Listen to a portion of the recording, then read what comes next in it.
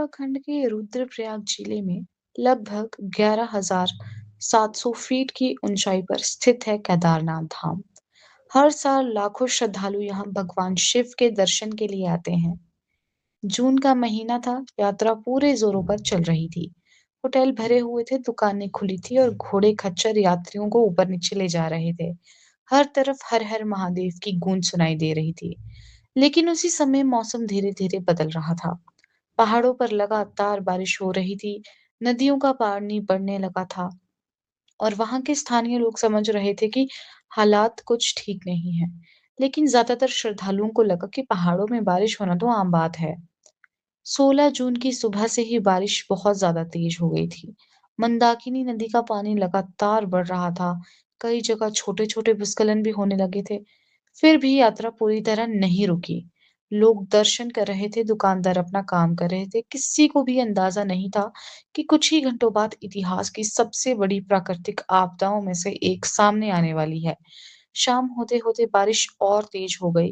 ठंडी हवा, घने काले बादल और लगातार बरसता पानी, पूरा इलाका डरावना लगने लगा था। रात होते होते कई लोग अपने कमरों में बंद हो गए। कुछ लोग मंदिर के आसपास रुके हुए थे तो कुछ लोग अगले ही दिन वापस लौटने की तैयारी कर रहे थे। लेकिन पहाड़ों के ऊपर एक झील अपनी सीमा तोड़ने वाली थी और वही पल था जहां से शुरू हुई केदारनाथ की सबसे भयानक रात। 16 जून 2013। रात धीरे-धीरे गहरी होती जा रही थी। बारिश रुकने का नाम ही नहीं ले रही थी। कई घंटों से लगातार पानी बरस रहा था। होटल में रुके लोग खिड़कियों से बाहर देख रहे थे। कुछ लोग भगवान का नाम लेकर सो गए, तो कुछ मौसम की वजह से पूरी रात जागते रहे। रात करीब 10 बजे तक हालात और खराब होने लगे। मंदाकिनी नदी का पानी बहुत ज्यादा बढ़ रहा था। नदी का शोर अब इतना दूर तक सुनाई दे रहा था कि लोगों के मन में डर बैठने लगा।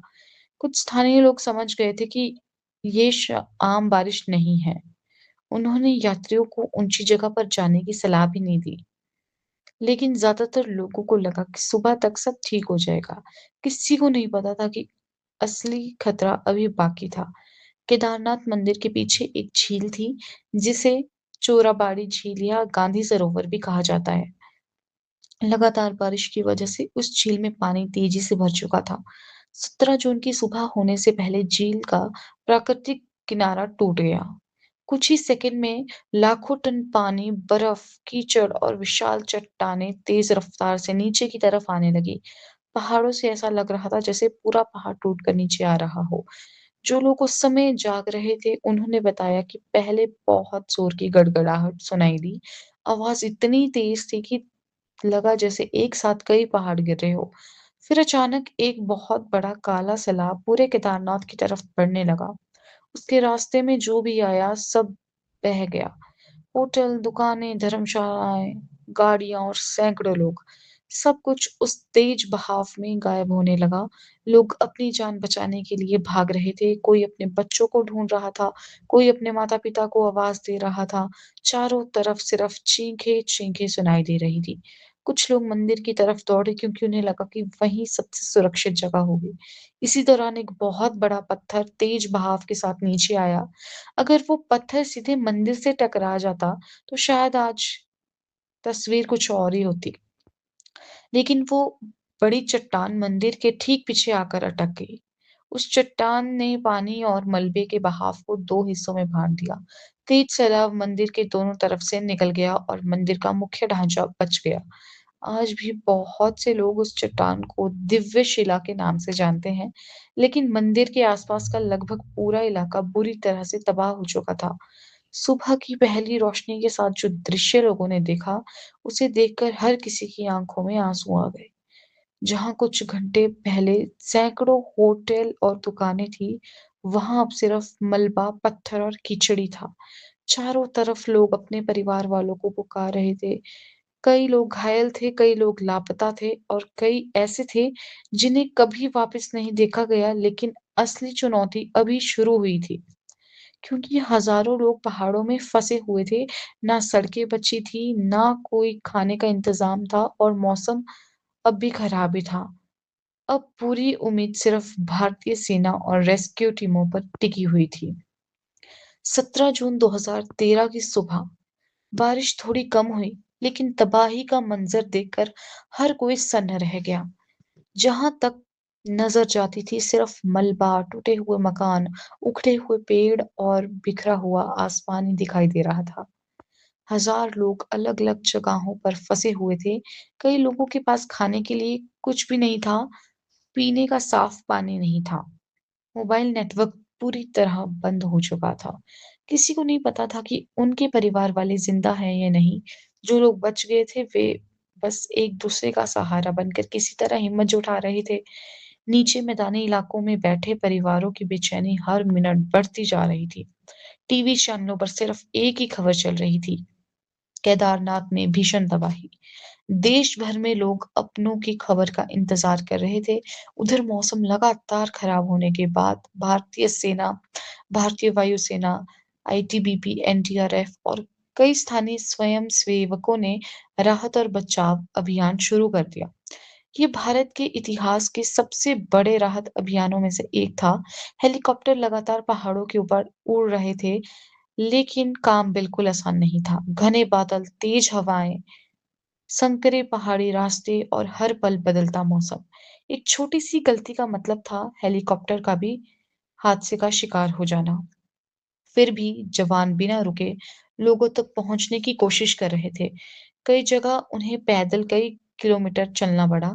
घायल लोगों को कंधों पर उठाकर सुरक्षित जगह तक लाया गया।